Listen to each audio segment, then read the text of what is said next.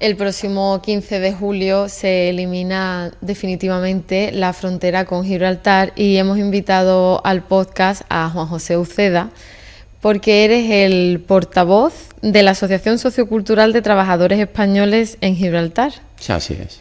Pero a mí me interesa mucho el tema de la frontera humanitaria y que me gustaría que nos explicaras qué es exactamente.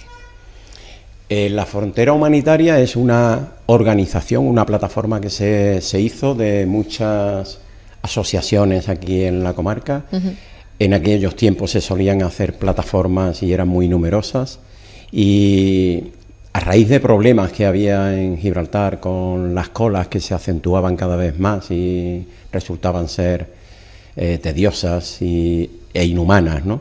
Ajá. Pues vimos la posibilidad de hacer algo así humanitario también y se hizo la frontera humanitaria con colectivos de Algeciras, de La Línea y de Gibraltar, bueno, del campo de Gibraltar concretamente. ¿Y qué papel grupos tiene? Ecologistas y grupos de vecinos y ya empezamos a mirar, a ir por el asunto también medioambiental de toda la bahía. ¿Qué papel tiene esta frontera humanitaria en la eliminación de lo que es la frontera con Gibraltar? La frontera se rompió cuando se creó el grupo transfronterizo. Lo digo porque yo he sido parte afectada aquí, porque cuando se creó, quien empezó a mover el asunto fue el alcalde que había estado en La Línea cuando se reabrió la frontera. Y me llamó varias veces para preguntar acerca de lo que era la frontera humanitaria.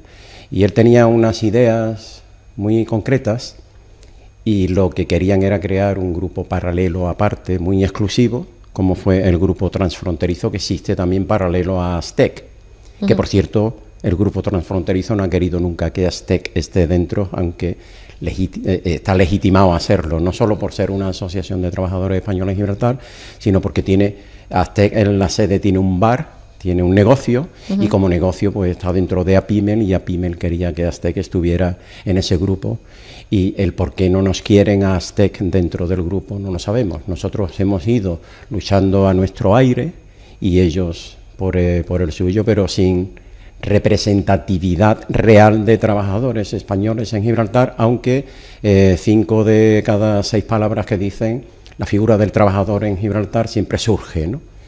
Y eso ha sido lamentable, y hay que decirlo, porque en la realidad, es la historia de lo que ha pasado. ¿En qué situación quedan los trabajadores españoles que están en Gibraltar si se elimina esta frontera?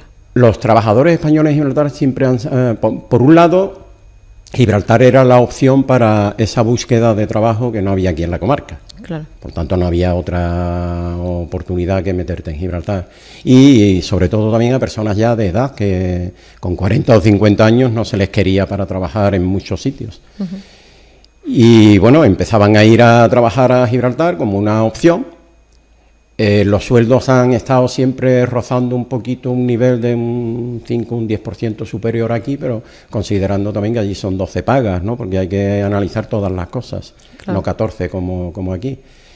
Y empezaban ya a notar que había ciertos problemas que discriminaba a la gente, como por ejemplo el tema de las pensiones, porque un trabajador español en Gibraltar, trabajando en la misma profesión, en el mismo nivel, por ejemplo, profesional de soldadura, del tipo A, del tipo B o lo que sea, a las 2 personas iguales de Gibraltar y de aquí, pues el trabajador de Gibraltar, a la hora de cobrar una pensión, después de haber trabajado los mismos años que aquí, pues cobra 3 veces menos que pueda cobrar uno que trabaje aquí en España. Ese era uno de los puntos principales en el asunto que siempre ha reivindicado Astec, para que de alguna forma pues se minimice esa desventaja que hay. Sí que es cierto que en los acuerdos se recogió, porque ya tuvimos reunión con moratinos allá por el 2006 aproximadamente, y le llevamos todos los problemas y se ha venido trabajando sobre ellos. Se espera que se llegue a una equiparación Lo que pasa es que el ministro, cuando ha venido hablando de esa equiparación, lo que sale diciendo es que el trabajador español en Gibraltar, que haya cotizado suficiente en Gibraltar y tenga derecho a una pensión, no va a cobrar menos de lo que es el mínimo establecido aquí en España. Eso no es justo tampoco, por lo tanto tendremos que seguir luchando para conseguir de que pague lo que tiene que pagar, además de que el trabajador español en Gibraltar cotiza por doble, es como si tuviera dos pagadores, paga sus impuestos en Gibraltar y después en la declaración de la renta tiene que pagar aquí el resto de lo que no se ha pagado a España, pero que para el trabajador es costoso porque le resulta una doble imposición de impuestos. Y en ese punto, pues también, obviamente, parece ser que se va a eliminar ya, porque había un problema y era que no podía ocurrir eso con países que tenían, o sea, que estaban en el limbo en cuanto a la legalidad de sus empresas, de sus sistemas económicos, si estaban en islas de Caimán o en cualquier paraíso fiscal. Y como Gibraltar ya parece ser que España ha aceptado de que está todo en regla, pues una de las opciones va a ser que ahí se va a beneficiar también el trabajador español en Gibraltar. Pero siguen cuestiones importantes como es el tema de la enfermedad o el accidente, porque para que se entienda mejor yo voy a poner un caso de una joven que contrajo hace un par de años que ya ella dejó de trabajar en Gibraltar, pero después de llevar 2 años trabajando allí estaba contenta en el Hotel Elliot y estaba en servicio de habitaciones y cogió cáncer, era muy joven, cogió cáncer de mama y la oncóloga le dijo que eso iba para largo porque al menos 4 años o algo así tendría que estar de baja. En Gibraltar no le ofrecieron la oportunidad de despedirla, que nosotros fuimos incluso a hablar con su jefe, porque hubiera sido la única opción de que esta persona cobrase durante todo su tiempo de enfermedad, cobrase algo. Y no fue así, no había forma. Ellos temían de que si la despedían ella fuese a denunciar de que teniendo cáncer la habían despedido, ¿no? Y se amparaban en eso. La situación con muchas personas como ella es que tuvo una recidiva y le duró mucho las intervenciones que le tuvieron que hacer, estuvo 4 años y medio y en esos 4 años y medio solo cobró 1 mes de todo el tiempo que estuvo trabajando en Gibraltar. Por lo tanto, el trabajador español en Gibraltar que enferma y tiene una enfermedad crónica, a lo único que legalmente Gibraltar está obligada o sus empresarios a pagarle es 6 semanas que están distribuidas, o sea, es 1 mes de paga distribuido en 6 semanas.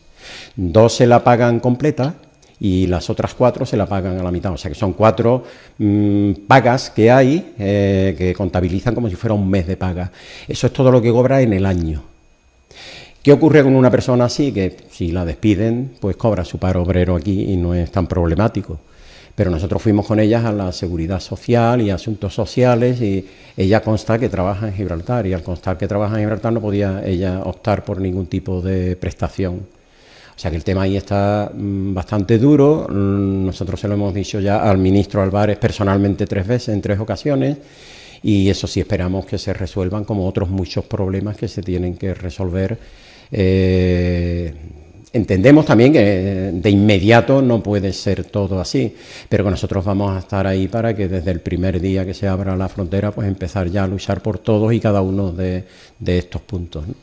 Las personas gibraltareñas, ¿cómo quedan el tema de los impuestos para ellos? Ellos tienen su sistema de impuestos y no van a ser afectados por la condición de que esto vaya a ser una zona Schengen, porque administrativamente no tiene competencias con empresas en Gibraltar ni de aquí de España, ¿no? Afecta más que nada a aduanas, a la importación, exportación de productos y la venta en el sitio que sea con más o menos IVA.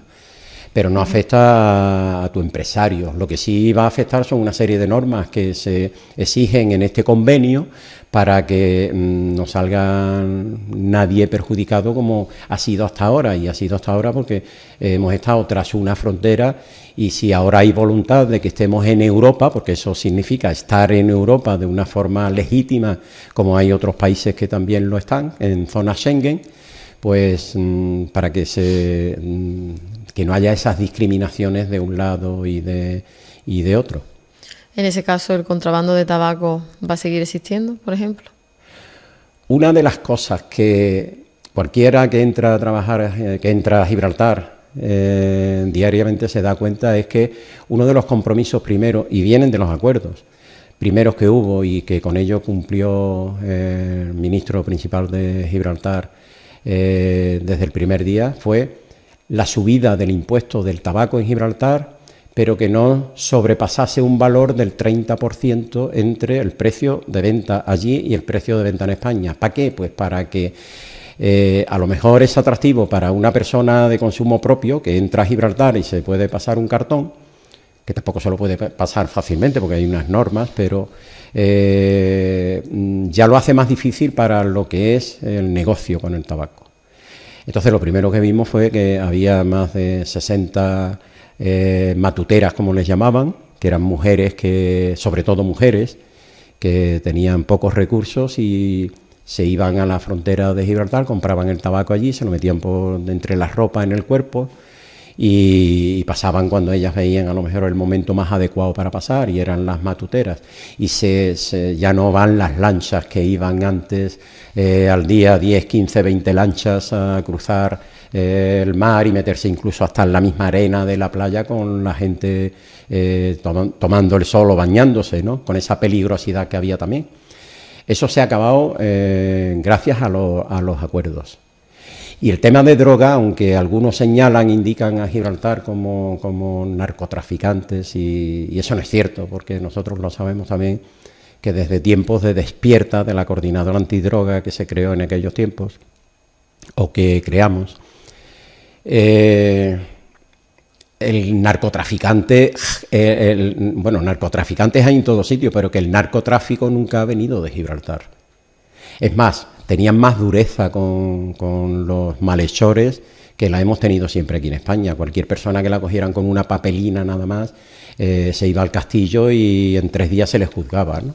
Uh-huh. Y hemos visto muchos casos así. Por lo tanto, era un peligro hacerse narcotraficante en Gibraltar, y un sitio muy pequeño que se conoce todo el mundo, y hubiera sido más difícil de mantener las organizaciones que había piratas aquí en España, que utilizaban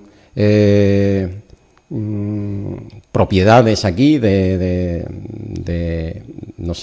viviendas, de negocios incluso, de fincas en el Zabal, y las utilizaban como zonas de almacenamiento y alquiler para esas mercancías. Entonces había mucha gente involucrada, pero esa droga siempre salía toda para afuera.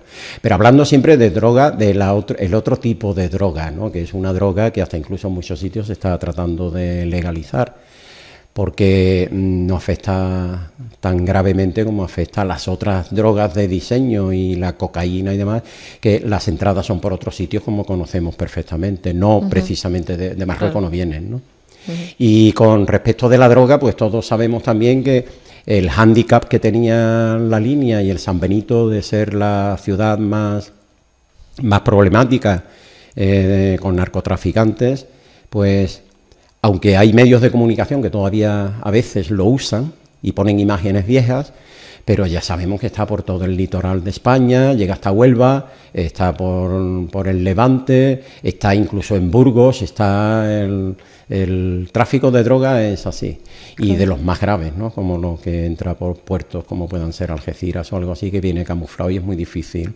de detectar y al mismo tiempo de quitarlo, de erradicarlo, ¿no? Entonces, uh-huh. ahí en la lucha con lo que es el tráfico de drogas, algo se ha hecho en la línea como para que la línea sea también una ciudad de las contabilizadas hoy como índices de criminalidad muy bajos o cero, ¿no?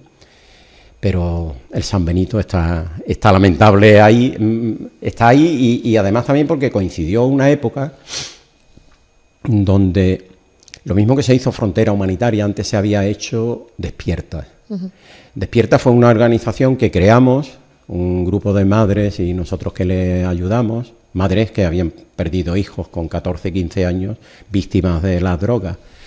La droga no era la droga dura, la heroína sí, pero lo que pasa es que la adulteraban para que pesara más y venderla mejor. Y la adulteraban hasta con polvo de ladrillo, y eso se hacía aquí en cualquier sitio, en la línea. Polvo de ladrillo y hasta un matarratas muy famoso que había, y lo mezclaban con las drogas.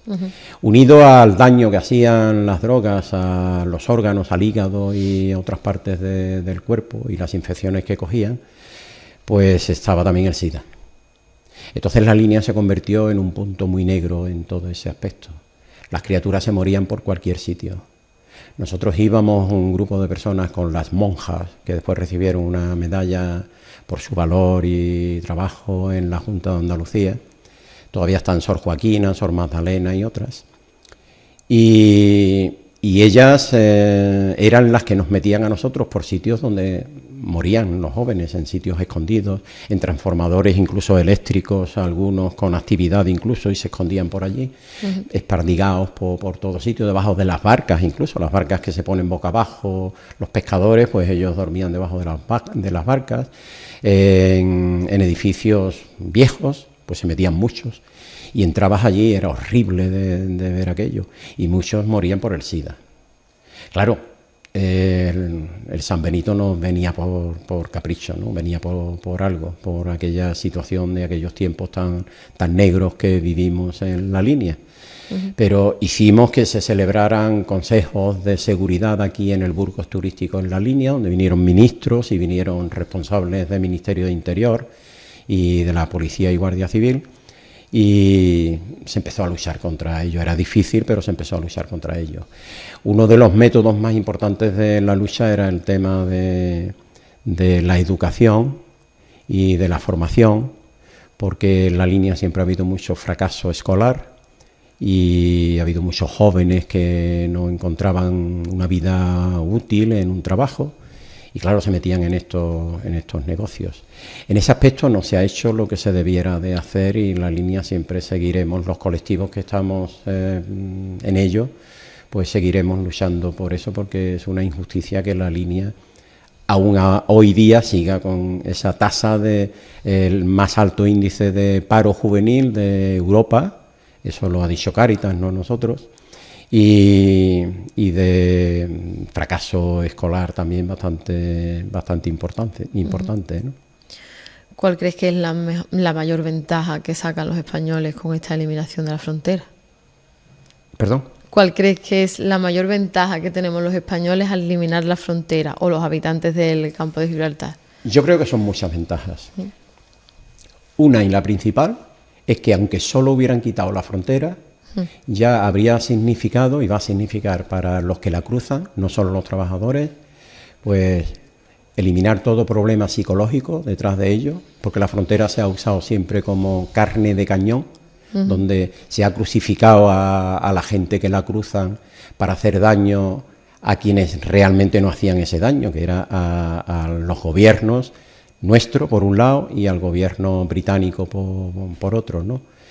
Entonces el daño estaba ahí hasta el extremo de que yo he conocido colas en Gibraltar de 14 horas de duración, y eran colas así porque no se movía un coche.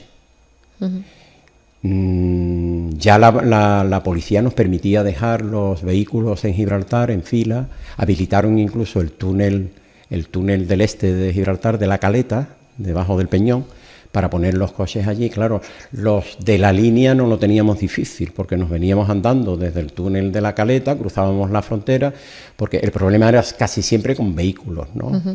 Pasar la frontera con vehículos, siempre ha sido más fácil hacerlo peatonalmente. Pero el que vivía en San Roque, en Algeciras o en cualquier otro sitio, tenían que venir familiares a recogerlo, ya no lo tenían fácil. Y con las motos y demás pasaba igual, porque la línea ha sido un lugar donde más motocicletas y ahora patinetes se ha vendido, decían en una ocasión que del mundo entero. ¿Por qué? Pues porque desde que abrió la frontera empezaban los obstáculos en la verja, siempre por tensiones políticas, por hacer daño.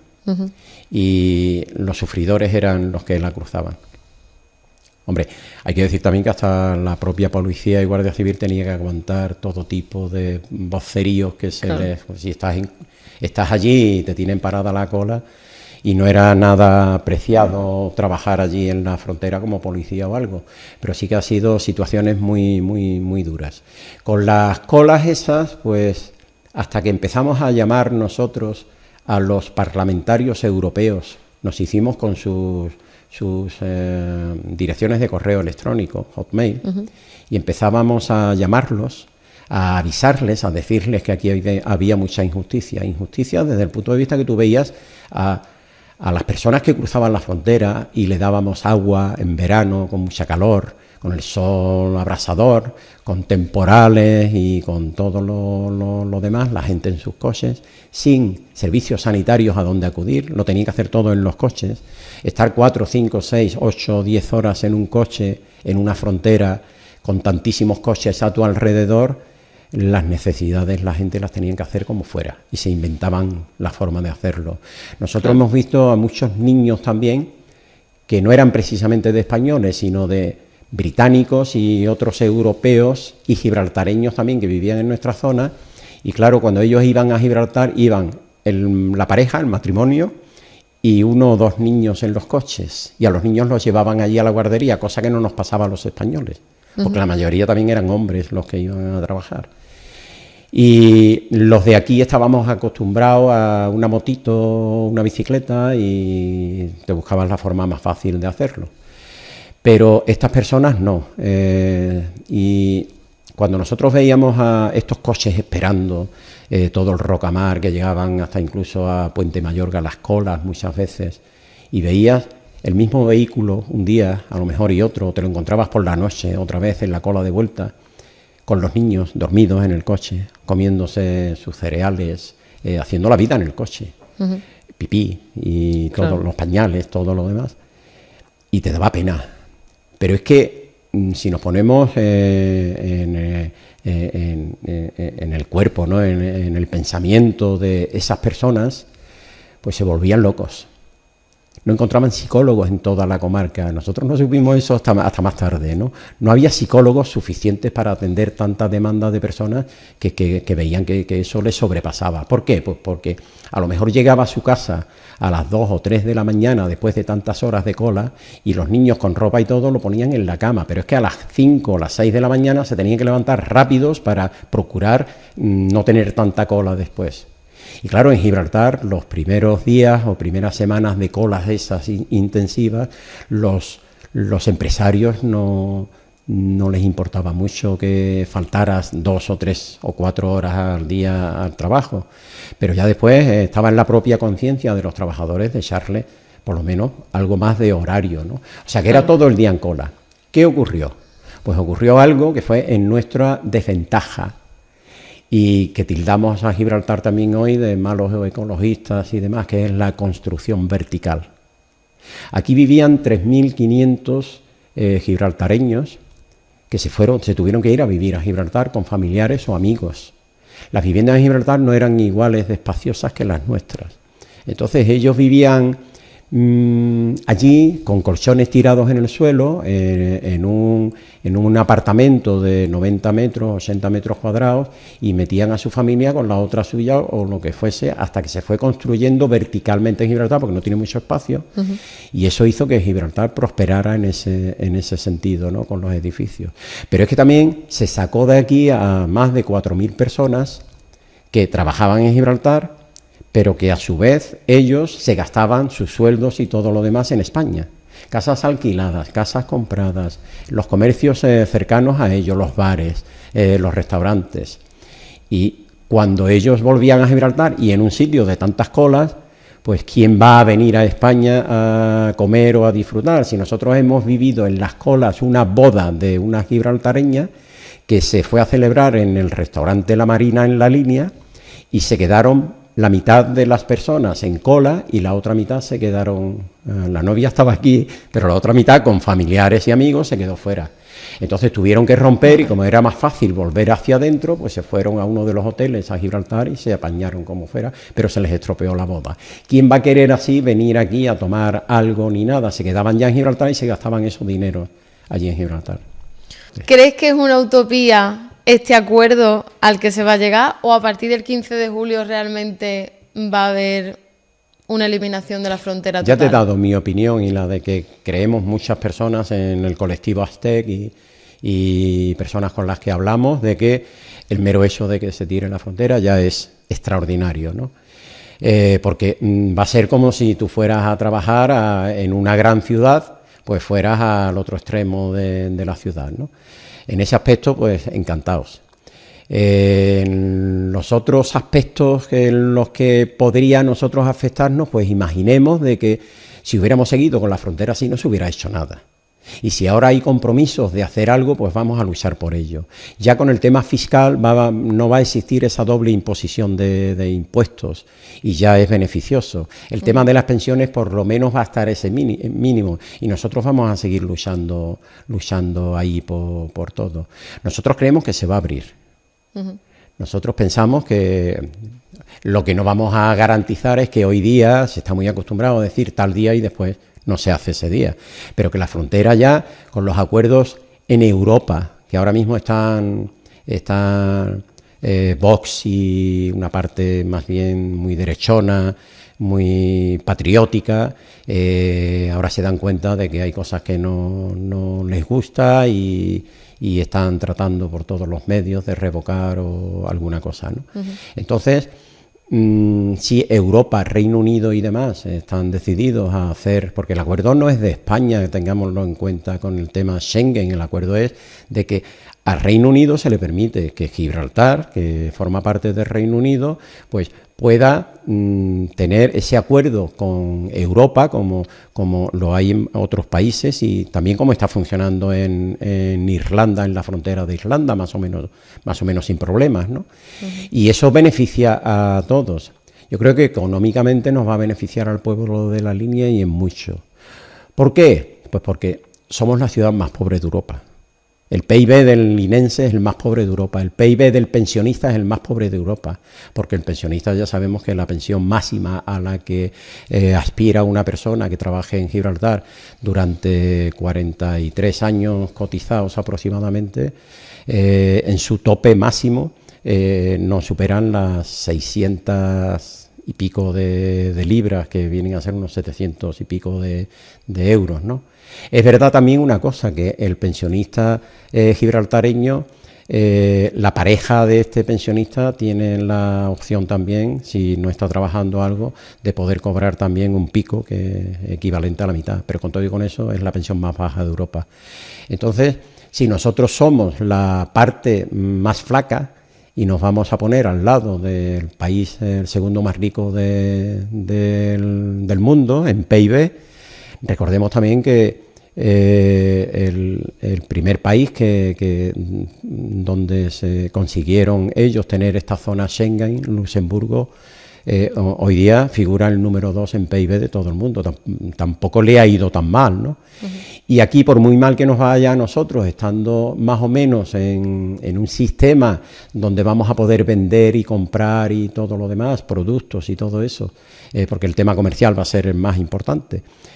A nivel de ellos van a ir bajando precios y nosotros pues vamos a tener esa facilidad aquí de tener productos también a algo menos de IVA o algo así aquí en la comarca. No me preguntes cómo, pero ellos dicen que va a ser así, pero no sabemos ni cómo va a ser efectivo eso y ya deberíamos de saberlo. Pero imaginemos que poco a poco eso va a ser así, pues para la línea eso va a ser bueno en todos los sentidos. La línea tiene que cambiar. La línea tiene unos espacios de lo poco que tiene, porque no tiene terreno suficiente, pero imaginemos el viejo hospital. Es un espacio tremendo, no tiene compradores, no tiene a nadie que se interese por aquello. Pues en Gibraltar, imaginemos que se dedicaran a hacer pues un edificio de estos que les llaman ellos medio ciudad, ¿no? Donde lo tienen todo incorporado en esos edificios y generan pues una cantidad de puestos de trabajo tremendo y facilidad para que la línea vaya prosperando, ¿no? Hay ciudades como Shenzhen, es una ciudad china, que se ha beneficiado también de estar cerca de donde está la fábrica Huawei, y era una ciudad pobre y hoy día es una de las ciudades más ricas también del mundo. Yo no creo que la línea vaya a ser igual, pero tan mal no nos va a ir a nosotros como para que estemos igual de mal. Peor no vamos a estar. porque la línea ya lo sabemos todos, ¿no? Yo creo que hay campo para que nosotros prosperemos y que ya hace falta. De todas formas, el Gobierno tiene una serie de compromisos y de puntos, y la Junta de Andalucía también, que no han aplicado ninguno de ellos todavía, y nosotros tenemos, como colectivos en la línea, tenemos que demandar. Y no solo como colectivos, nosotros también como medios de comunicación, porque antes sí es verdad que os teníamos más cerca, y las reivindicaciones nuestras de todos los colectivos, por eso éramos más numerosos. Pues se hacían oír, porque tenían eco, y los alcaldes, los delegados provinciales, la Junta de Andalucía, Gobierno, pues tenían ellos mucho cuidado con los colectivos sociales, asociaciones de vecinos, mesas de trabajo y otro tipo de asociaciones, tenían mucho cuidado ellos con procurar por todos los medios de que más o menos las reivindicaciones que se hacen pues se vayan cumpliendo, al menos en la medida de lo posible. Muy bien, pues muchas gracias, Juan José, por habernos contado toda esta información que es tan importante, y esperemos que vaya bien la apertura de la frontera y se consiga todo eso que propones. Yo estaré atento a vuestro medio, porque seguro que vais a estar allí y grabar aquello, y después pues ya veremos. Muchas gracias. A vosotros.